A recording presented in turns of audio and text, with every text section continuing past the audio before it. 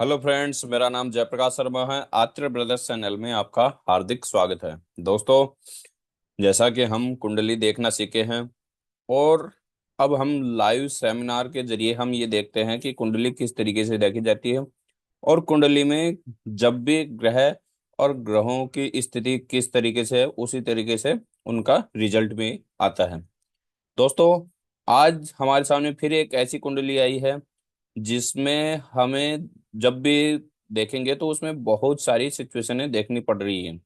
जैसे कि जो स्वयं कुंडली का लग्नेश है वो किस स्थिति में है, और कुंडली में जो लगन भाव है वहाँ कौन ग्रह बैठा है, और जो भी ग्रह जहाँ पे भी बैठे हैं उनसे हमें किस तरीके के परिणाम देखने को मिलेंगे। तो दोस्तों, वीडियो को देरी न करते हुए हम वीडियो को आगे बढ़ाते हैं। ये कुंडली ऐसी कुंडली है जिसके बारे में आपको बहुत ज्यादा जानकारियां मिलेगी। जैसे कि सबसे पहले इस कुंडली में हम बात करते हैं कुंडली का जो लग्नेश लगन भाव है। ये कुंडली मेष लगन की लगन कुंडली है। मेष लगन के मतलब कैसे पता चला कि यहाँ एक नंबर राशि मेष राशि बैठी है, तो इसको कौन सी लगन कुंडली कहेंगे? मेष लगन की कुंडली। अब मेष लगन की कुंडली में जो मंगल देव है, मेष का जो स्वामी है, मेष राशि का जो स्वामी है मंगल देव, वो कौन सी स्थिति में बैठा है और कहाँ पे बैठा है ये देखना जरूरी है। तो हम बात करते हैं कि लग्नेश हो गया। लग्नेश होते ही अगर वो केंद्र में या त्रिकोण में भाव में बैठता है तो काफी अच्छे रिजल्ट देता है। लेकिन यहाँ अपोजिट उल्टा रिजल्ट मिलेगा। इस कुंडली का जो लग्नेश है, लग्नेश 4 नंबर भाव, 4 नंबर राशि के अंदर बैठा है। 4 नंबर भाव जो सुख सुविधाओं का भाव है वहां बैठा है, और उसी के साथ साथ 4 नंबर कर्क राशि के साथ में बैठा है। तो ऐसी कंडीशन में मंगल देव इस कुंडली में दो दोष बना रहे हैं। पहला दोष कि वह नीच कंडीशन में आ गए, क्योंकि कर्क राशि में मंगल देव नीच के होते हैं। तो नीच के होने के कारण यहाँ मंगल देव इस कुंडली में हमेशा गलत ही रिजल्ट देंगे। भले वो लग्नेश हैं, लेकिन लग्नेश हो गए तो क्या, वह नीच राशि में बैठ गए तो उस कंडीशन में वह गलत रिजल्ट देंगे। और दूसरी बात कि जब चौथे, पहले दूसरे चौथे सातवें आठवें और 12वें भाव में मंगलदेव कहीं पे बैठ जाते हैं तो वहां एक दोष का निवारण भी निर्माण होता है जिसको बोलते हैं मंगल दोष। हालांकि अगर यहाँ कोई और राशि होती तो यहाँ ना तो मंगल दोष लगता ना ही यहाँ नीच के होते। तो ऐसी कंडीशन में यहाँ डबल दोष हो गया। एक तो नीच के हो गए, दूसरा दोष भी लग रहा है फिर। तो ऐसी कंडीशन में यहाँ मंगल देव इस कुंडली में हमेशा गलत ही रिजल्ट देंगे। अब वो कहाँ कहाँ देंगे? पहले तो इस भाव में देंगे, फिर इसके बाद में चौथा भाव। मंगल हमेशा 3 जगह दृष्टि डालता है। पहला, चौथा भाव, 7वां भाव और 8वां भाव। इन जगह मंगलदेव हमेशा गलत रिजल्ट, गलत वो डालेंगे। इसके डालने से हमेशा जातक परेशान रहेगा, सुख सुविधाओं का अभाव हो जाता है। लाइफ पार्टनर के साथ में हमेशा गलत व्यवहार, गलत तरीके से पेश होगा, और उस कंडीशन में भी पहुंच जाता है, डाइवोर्स वगैरह कंडीशन में भी पहुंच जाता है। ठीक। उसके बाद बात करते हैं 10वें भाव पे सीधी दृष्टि पड़ रही है, 7वीं दृष्टि। तो यहाँ से जो बिजनेस कर रहा है या प्रोफेशन, किसी प्रोफेशन में नौकरी कर रहा है, तो वहां से भी व्यक्ति को गलत ही परिणाम देखने को मिलते हैं। और उसके साथ साथ उस प्रोफेशन से जो भी इनकम आती है वह इनकम भी लगभग लगभग ब्लॉक होती जाती है, इनकम पूरी तरह बंद हो जाती है। तो यहाँ मंगल देव इस कुंडली में लग्नेश होकर ही इस कुंडली को पूरी तरह गड़बड़ कर रहे हैं। पहला तो ये है। दूसरा, अब देखते हैं कि लगन में कौन कौन से घर बैठे हैं, ग्रह बैठे हैं। और वह ग्रह भी किस तरीके से रिजल्ट देते हैं। अब लगन में फिर से चलते हैं। लगन में क्या है कि यहाँ बुध देव बैठे हैं अस्त होके, और यहाँ शुक्र देव हो बैठे हैं, जो कि योग कारक भी कह सकते हैं और इनको मारक भी कह सकते हैं। योग कारक इसलिए हैं कि इनको एक केंद्र का घर मिल गया और दूसरा धन का भाव मिल गया, लेकिन ये लग्नेश के परम शत्रु हैं। तो यहाँ पे यह भी ये लगभग लगभग गलत, प्रॉपर तरीके से गलत रिजल्ट नहीं देंगे, लेकिन ये एक उदासीन की तरह रहेंगे। सही के साथ सही रिजल्ट देंगे, गलत के साथ गलत रिजल्ट देंगे। उसी के साथ साथ इस कुंडली में एक दोष और बन रहा है, जो कि मैं सबसे पहले बताना चाह रहा था, लेकिन वह मैंने मिस कर दिया।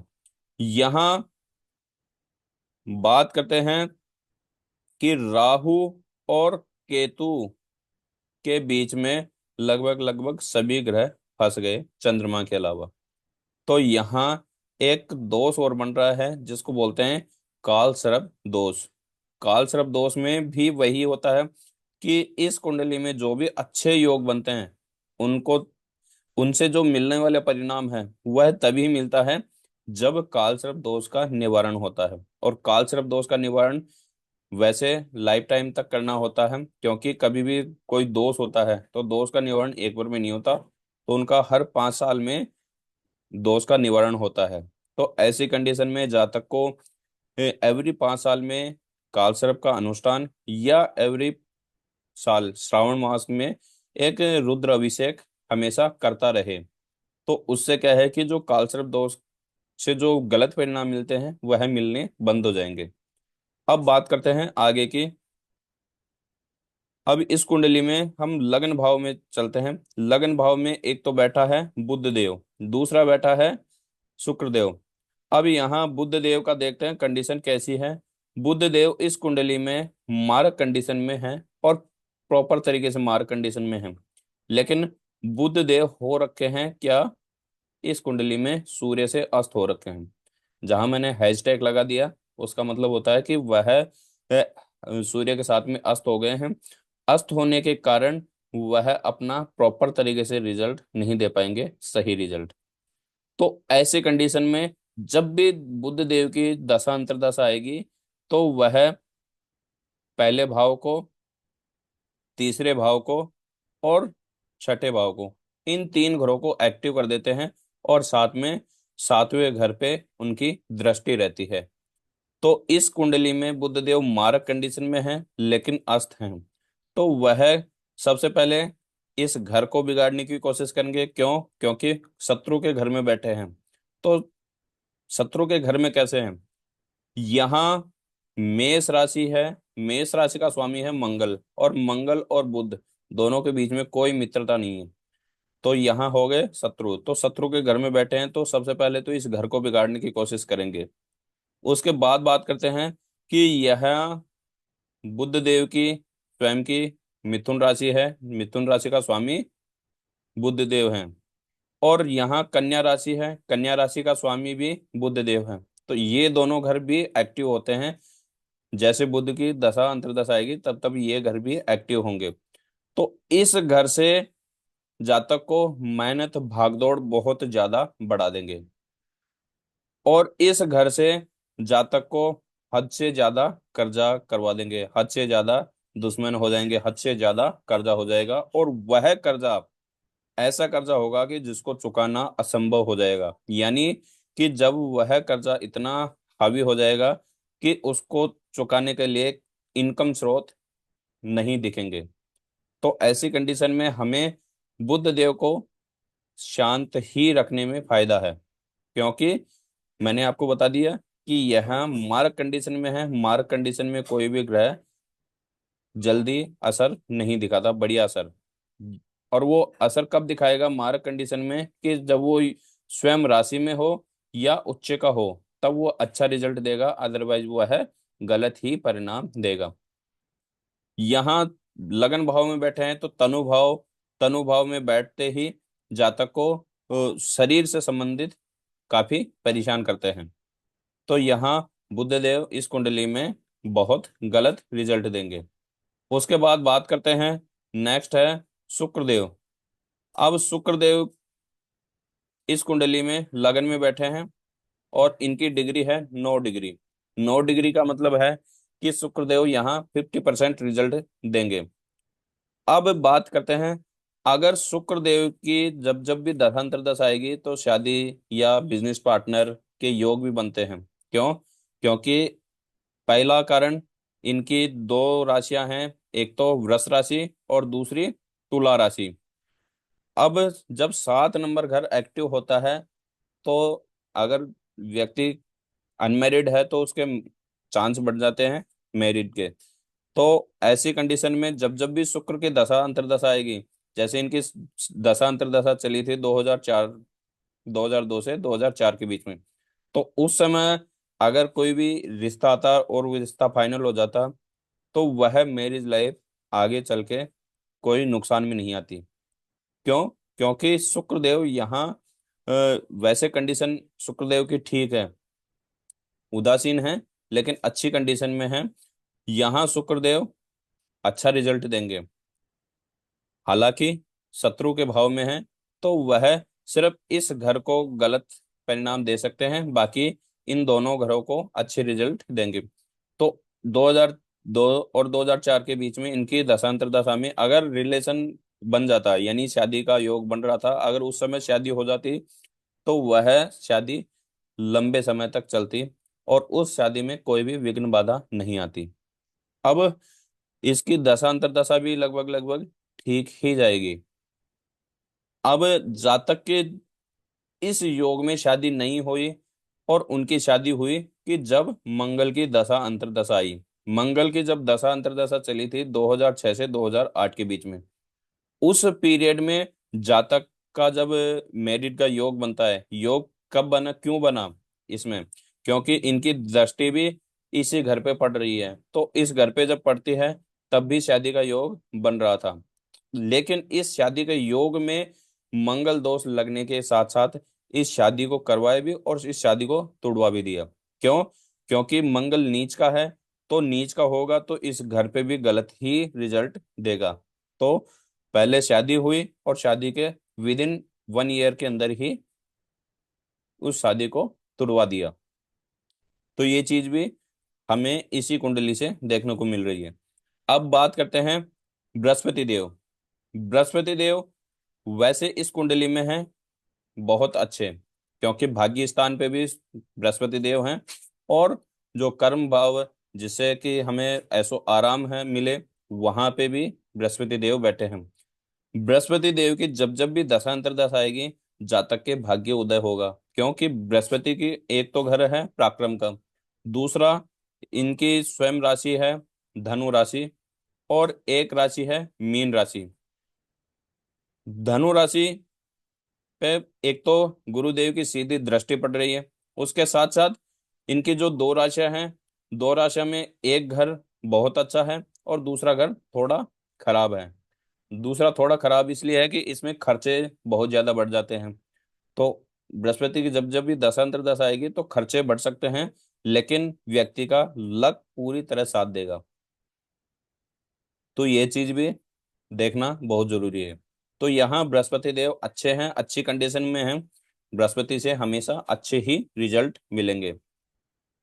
फिर बात करते हैं यहाँ पुत्र भाव में। पुत्र भाव में शनि देव बैठे हैं। शनि देव बैठे हैं यहाँ बिल्कुल उदासीन कंडीशन में। उदासीन का मतलब ये है कि मारक कंडीशन में है या योग कारक है। यहाँ शनिदेव को हम मारक कंडीशन में कह सकते हैं, क्योंकि शनिदेव की जो दो राशियां हैं, एक तो कर्म भाव, दूसरा धन भाव। कर्म भाव पे अगर शनिदेव का फॉर्मूला है कि अगर शनिदेव मंगल देव के अगर मित्र होते तो यहाँ योग कारक रिजल्ट देते। लेकिन मंगल देव पहले तो हो गई लग्नेश के परम शत्रु, उसी के साथ साथ यहाँ बैठ गए ये पंचम भाव में सूर्य के साथ में, तो सूर्य के साथ में भी यहाँ गलत होता है। सूर्य के साथ में सूर्य और शनि दोनों आपस में मित्र नहीं है, तो यहाँ बैठने के कारण यहाँ शनिदेव क्या हो गए, मारक कंडीशन में। तो मारक कंडीशन में वैसे ये अपना रिजल्ट दिखाते, लेकिन इनके पास में कोई बल नहीं है, ये इनकी डिग्री 0 0 है, ये बलहीन है। तो बलहीन होने के कारण इनसे हमें कोई गलत रिजल्ट नहीं मिलेगा। फिर बात करते हैं आगे। 6 नंबर भाव के अंदर राहु देव बैठे हैं। अब 6 नंबर घर के अंदर राहु देव, यानी राहु देव अपने मित्र के घर में बैठे हैं। तो मित्र के घर में बैठने से राहु देव अच्छे रिजल्ट देंगे। लेकिन राहु और केतु का एक नियम है कि ये दोनों ग्रह अपनी दशांतर दशा में प्रॉपर तरीके से रिजल्ट नहीं देते। ये हद मार के 75% ही रिजल्ट देते हैं। बाकी 25% तो ये भी हमेशा गलत ही रिजल्ट देंगे। यानी कि राहु के दशांतर दशा में आपको 25% आपको गलत ही रिजल्ट मिलेगा। बाकी राहु देव अच्छी कंडीशन में है, मित्र राशि में बैठे हैं, लेकिन यहाँ शत्रु भाव में बैठे हैं। तो यहाँ पे आपके कर्जे खर्चा ज्यादा बढ़ाएंगे। अब बात करते हैं यहाँ चंद्रमा। चंद्रमा बैठे हैं 19 डिग्री लेके, यानी चंद्रमा इस कुंडली में प्रॉपर तरीके से एक्टिव हैं, प्रॉपर तरीके से यहाँ रिजल्ट देंगे। चंद्रमा की वैसे राशि है 4 नंबर राशि कर्क राशि। चंद्रमा की जब जब भी दशांतर दशा आएगी तो जातक को इस अवस्था में यहाँ बहुत अच्छे अच्छे रिजल्ट मिलेंगे। जैसे चंद्रमा की दशा आएगी तो उस कंडीशन में जातक प्रॉपर्टी बहुत ज्यादा बना लेगा, प्रॉपर्टी बना लेगा, सुख सुविधाएं प्रॉपर तरीके से मिलने लग जाएंगी, क्योंकि चंद्रमा प्रॉपर तरीके से बलशाली है इस कुंडली में। फिर बात करते हैं यहाँ सूर्य देव। अब यहाँ 12वें भाव के अंदर अगर सूर्य देव बैठ जाते हैं तो जातक को झूठ बोलने वाला बना देते हैं, झूठ बोलने वाला और साथ ही आलसी बना देते हैं। तो यहाँ जातक, इस कुंडली वाला जातक झूठ बोलने वाला भी रहेगा और साथ ही साथ आलसी भी रहेगा। उसी के साथ साथ केतु देव, देखो केतु देव की मैं बता रहा था, केतु देव यहाँ वैसे मार्क कंडीशन में बैठे हैं, लेकिन केतु देव इस जातक के लिए कितना बढ़िया रिजल्ट देंगे वो सुनो। केतु देव अगर 9वें भाव और 12वें भाव, इन दोनों भावों में कहीं पे भी बैठ जाते हैं तो जातक को मोक्ष दिलाने का काम करते हैं। यानी जातक का जो जीवन है उसको लास्ट टाइम का फिनिश करवा देते हैं। यानी जातक की जब भी स्वर्गवास हो या जातक प्राण त्यागे तो उस व्यक्ति का हमेशा मोक्ष ही होगा, उसको मोक्ष की तरफ ही लेके जाएंगे जातक को। तो यहाँ केतुदेव भी वैसे मारक कंडीशन में रहेंगे, लेकिन जातक को मोक्ष की तरफ जरूर लेके जाएंगे। अब बात करते हैं, इस कुंडली में मैंने सभी ग्रहों के बारे में बताया है। अब इस कुंडली वाले जातक को क्या करना चाहिए? तो सबसे मेन चीज है कि जातक को सबसे पहले तो ये जो राहु और केतु के बीच में जो घर फंसे हैं ना, इन ग्रहों के लिए जो काल सर्प दोष है, काल सर्प दोष का अगर हर साल के हर श्रावण को या कोई भी ऐसा समय निकाल ले तो उस समय में एक अभिषेक जरूर कराएं, पार्थिव शिवलिंग का अभिषेक करवा सकते हैं। और अगर स्वयं यही हैं तो स्वयं प्रतिष्ठित शिवलिंग पे अभिषेक करवाएं पहला, जिससे कि इस कुंडली से जो मिलने वाले अच्छे परिणाम हैं वो प्रॉपर तरीके से मिलेंगे। उसके बाद बात करते हैं कि इस कुंडली में हमेशा मंगल देव से बच के रहना पड़ेगा जातक को। मंगल देव की जब जब भी दशांतर दशा आएगी तब तब मंगल देव जातक को परेशान करेगा। अभी हम जातक के बारे में बताएंगे कि जातक को जब जब मंगल की दशांतर दशा आई तब तब क्या क्या बेनिफिट मिलने चाहिए थे जो नहीं मिले। उसके बाद में बात करते हैं जो बुध शुक्र शनि राहु केतु हैं, इनसे इतने गलत परिणाम नहीं मिलेंगे जितने कि इस मंगल, अकेले मंगल से मिलेंगे। ये अकेला मंगल पूरी कुंडली को तहस नहस कर रखा है। दूसरा फिर कालसर्प दोष है। तीसरा कि फिर जो ग्रहों की दृष्टि जो दशा अंतर्दशा चल रही है वो भी कंटिन्यू उन्हीं ग्रहों की चल रही है जो कि इस कुंडली में मारक हैं। अब हम बात करते हैं एक बार कि इस जातक को 2001 से लेके आज तक कहाँ कहाँ कौन कौन से सन में इनको दिक्कत आई है। यहाँ जातक की जब शनि की दशा चल रही थी, शनि की दशा इस कुंडली में बनी है 2013 से लेकर, सॉरी 1994 से लेकर 2013 तक।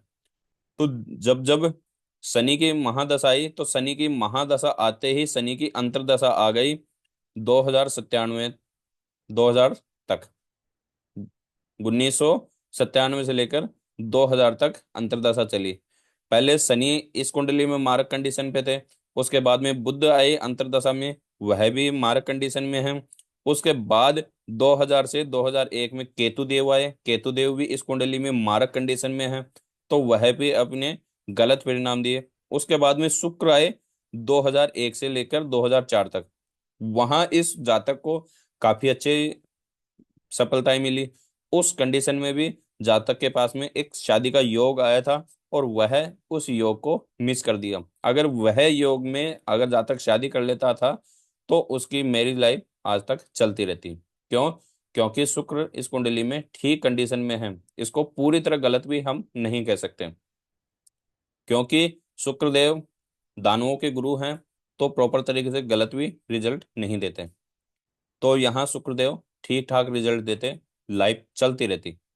उसके बाद में सूर्य की दशांतर दशा आई, यानी 2001 से लेकर 2006 तक जातक के पास में बहुत अच्छा टाइम था।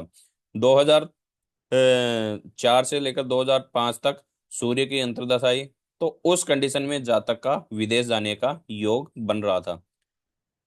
और विदेश जाने पर भी यहाँ परमानेंट सेटलमेंट का योग है, क्योंकि 12वें भाव में जब ग्रह बैठते हैं, जैसे सूर्य बैठ गया, केतु बैठ गया, तो ऐसी कंडीशन में यह ग्रह विदेश यात्रा जरूर करवाते हैं। तो इनकी दशांतर दशा में इस योग से हमें जरूर अच्छे रिजल्ट मिलते हैं। तो ऐसी कंडीशन में जातक को विदेश यात्रा, विदेश रहने का अवसर भी मिला है। उसके बाद बात करते हैं 2006 में। 2005 से 2006 के अंदर चंद्रमा की दशा अंतर्दशा चली थी, जिसमें भी काफी सुख सुविधाएं मिली थी। उसके बाद में 2006 से 2008 के बीच में जब मंगल की दशा अंतर्दशा आई, तो उस कंडीशन में भी इनकी पांचवी दृष्टि पड़ रही थी 7वें घर पे। तो ऐसी कंडीशन में जातक का विवाह भी हुआ, और विवाह होते ही 1 साल के अंदर जातक का विवाह टूट भी गया। कारण मंगल नीच के हैं, और मंगल दोष लग रहा है इन पे। तो ऐसी कंडीशन में अगर जातक यह शादी करने से पहले अगर मंगल दोष से निवारण, जैसे कुंभ विवाह हो गया, विष्णु विवाह हो गया, अगर इस तरीके से एक छोटा सा अनुष्ठान कर लेता, तो फिर भी जातक का जो मांगलिक जीवन था उसमें इतनी काफी सारी समस्याएं नहीं आती।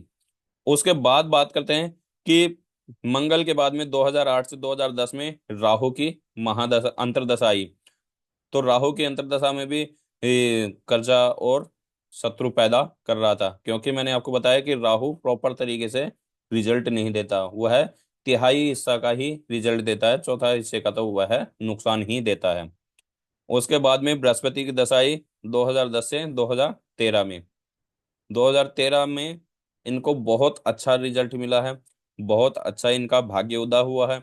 उसके बाद में बुध की जैसे महादशा आई, शनि की महादशा से जैसे बुध की महादशा आई, तो बुध की महादशा में 3 नंबर घर और 6 नंबर घर पूरी तरह एक्टिव हो गए। और बुध देव के कारण इस जातक को बहुत सारी गलत परिणाम मिलने रहे। जैसे इनकी भागदौड़ हद से ज्यादा बढ़ गई। इनको ये समझो कि अगर 1 मिनट के लिए भी टाइम ले लोगे तो ये नहीं दे पाएंगे, इनकी इतनी भागदौड़ हो गई। उसके बाद में इनके कर्जे का थोड़ा सा, इनके ऊपर कर्जा का भी योग बन रहा है। क्यों? क्योंकि छठे भाव के स्वामी भी बुध देव ही बैठे हैं। उसके बाद अब बात करते हैं बुध देव की राशि में भी 2013 से लेकर 2021, 2020 तक ही मान के चलो, 2020 तक इनके पास में समय ठीक ठाक चल रहा था। लेकिन जैसे ही मंगल की अंतर्दशा आई 2020 के एंड में, तब से इनका फिर से वही रूटीन हो गया। क्योंकि इसी दशा में अगर यह बिजनेस नहीं करती, या जहां जॉब कर रहे थे वहीं सेटलमेंट रहती, तो थोड़ा नुकसान होता। लेकिन इसी दौरान जब मंगल की अंतर्दशा आई, पहले मंगल की अंतर्दशा आई जिसमें विवाह हुआ, दूसरी मंगल की अंतर्दशा आई जिसमें इन्होंने बिजनेस सेटअप किया। अब बिजनेस सेटअप किया और मंगल का दोष नहीं निवारण किया, तो वहां देखो इनकी सातवीं दृष्टि पड़ती है प्रोफेशन पे, तो यहाँ ये प्रोफेशन पे भी गलत असर दे रहे हैं। तो ऐसी कंडीशन में इन्होंने जो बिजनेस किया उस बिजनेस से भी इनको कोई रिजल्ट नहीं मिला, और इनका दिन ब दिन बिजनेस लॉस में ही रहा है। उसके बाद बात करते हैं कि जो 2020 एंड से लेकर 2022 तक मंगल की महादशा अंतर्दशा चली, तो उस पीरियड में इनको फिर से गलत चीजें मिलने स्टार्ट हो गई, यानी बिजनेस लॉस में जाने लग गया। उसके बाद में जैसे मंगल की अंतर्दशा हटी और राहु की अंतर्दशा चालू हो गई, बुध की महादशा में राहु की अंतर्दशा चालू हो गई, तो राहु की अंतर्दशा, राहु कहाँ बैठे हैं, षष्ठम भाव में, और षष्ठम भाव में बैठते हैं, बुध के साथ में बैठे हैं, तो ये 75% बिजनेस को ठीक ठाक चला रहे हैं, लेकिन 25% यह है बिजनेस को भी नुकसान दे रहे हैं। यानी इस कंडीशन में जातक अभी की कंडीशन में तीसरा भाव और छठा भाव इनसे बहुत ज्यादा परेशान हो चुके हैं, यानी मेहनत भागदौड़ बहुत ज्यादा हो गई और रिजल्ट न के बराबर मिल रहा है। तो ऐसी कंडीशन में जातक को अभी के लिए कालसर्प दोष का निवारण करना चाहिए और मंगल को हमेशा शांत रखना पड़ेगा। बुध की जब जब भी दशांतर दशा आएगी वह मेहनत भागदौड़ ज्यादा बढ़ाएंगे, लेकिन सबसे मेन चीज ये है कि जातक को जो ये पीरियड में जो परेशानी आ रही है, वह परेशानी का जो आगे आने वाले समय में जैसे दशांतर दशा चेंज होगी, तो उस जो ये समय चल रहा है, इस समय का जो रिजल्ट मिलने वाला था उसका डबल ट्रिपल आने वाले समय में मिलेगा। लेकिन ये समझो कि जुलाई 2025 तक जातक को लगभग लगभग इसी तरीके से परेशानियां भुगतनी पड़ेंगी। अगर जातक अपने आप को स्टेब्लिश करके चलता है, यानी बिजनेस को मेंटेन करते हुए चलता है, तो 2025 के मध्यम से जातक को बहुत अच्छा रिजल्ट मिलेगा, जातक अपने आप को स्टेब्लिश कर पाएगा। लेकिन समस्या क्या है, जातक यहाँ पूरी तरह परेशान हो चुका है। परेशान होने का कारण क्या है कि दशा अंतर्दशा जब चली तो कंटिन्यू ही मारक कंडीशन में चली है, क्योंकि बुध देव भी मारक कंडीशन में, शनि देव भी मारक कंडीशन में, और राहु भी केतु भी मारक कंडीशन में। तो ऐसी कंडीशन में जातक परेशान हो गया। तो ऐसी कंडीशन में जातक अब इतना कंफ्यूज है कि नौकरी करूं या अपने बिजनेस को स्टेब्लिश करूं। मैं इस कुंडली को देखकर इतना ही कहूंगा कि जो आपने बिजनेस सेटअप किया है, इस बिजनेस पे ज्यादा फोकस करें और इस बिजनेस को अगर जुलाई तक कैसे भी करके स्टेब्लिश करें, और साथ ही साथ एक रुद्र अभिषेक हर साल करें, और अगर हर साल नहीं कर सकते तो एवरी 5 साल के अंदर कालसर्प दोष निवारण के लिए एक अनुष्ठान जरूर करें। उस अनुष्ठान से कालसर्प दोष का निवारण होगा और इस कुंडली में बहुत सारे लाभ के योग बनते हैं, वह योग भी मिलेंगे। दूसरा, मंगल को हमेशा शांत रखना पड़ेगा, क्योंकि मंगल जब जब भी मंगल की दशांतर दशा चलेगी, प्रत्यंतर दशा चलेगी, तब तब मंगल देव हमेशा इस कुंड गलत ही रिजल्ट देंगे। बुध की दशा में बुध भागदौड़ और कर्जा बढ़वा सकता है, लेकिन जैसे ही बुध की दशा के बाद में जैसे नेक्स्ट जो योग कारक ग्रह की दृष्टि आएगी, तो वह भागदौड़ से जो मिलने वाला परिणाम था वह उस समय जरूर मिलेगा। दोस्तों, आशा करता हूँ कि ये वीडियो पसंद आई होगी। नेक्स्ट वीडियो जैसे आएगी आपके पास में नोटिफिकेशन आ जाएगा। अगर आपको भी अपनी कुंडली इसी तरीके से देखनी है, तो आप कमेंट के जरिए अपनी तारीख, डेट ऑफ बर्थ, टाइम और स्थान जरूर व्हाट्सअप करें, या इस कुंडली इस कुंडली के जो वीडियो है, इस वीडियो में आप कमेंट के जरिए जरूर बताएं। जैसे आपकी कमेंट आएगी मैं आपकी कुंडली के अकॉर्डिंग ऐसी वीडियो बना के जरूर बताऊंगा। लेकिन मैं कभी भी तारीख मेंशन नहीं करूंगा, क्योंकि पहले मैं तारीख मेंशन करता था तो उससे कुछ गलत कमेंट मेरे पास आने लग गई थी, जिसकी वजह से मैंने तारीख हाइड कर दी है। जिससे कि किसी को कई बार होता क्या है कि हम किसी को कुंडली दिखाते हैं और उस कुंडली को हम किसी को वैसे शेयर नहीं करना चाहते, तो सिर्फ तारीख हटाने से तुरंत यह कुंडली प्राइवेट हो जाती है। इससे किसी को यह नहीं पता चलता कि यह किसकी कुंडली है। तो व्यक्ति अपने कुंडली के बारे में किसी को कुछ नहीं बताना चाहता। तो इस पर्पज से मैंने यहाँ इसकी तारीख हाइड कर दी है। जैसे आपकी कुंडली आएगी, मैं आपकी भी कुंडली इसी तरीके से बनाकर, इसी तरीके से विवेचन करके आप तक जरूर पहुंचाऊंगा। कुंडली देखना इतना आसान नहीं है। 1 मिनट में कुंडली देखने वाला ज्योतिषी कभी भी प्रॉपर तरीके से आपको नहीं गाइड कर सकता, क्योंकि कुंडली में हजारों योग बन जाते हैं एक छोटे से इन 12 भावों में। उन भावों में कौन सा योग अच्छा बन रहा है, कौन सा योग गलत बन रहा है, उनको निकालने में समय लगता है। तो दोस्तों, आशा करूंगा कि यह वीडियो पसंद आई होगी। नेक्स्ट वीडियो जैसे आएगी आपके पास में नोटिफिकेशन आ जाएगा। तब तक के लिए अलविदा। जय श्री राम।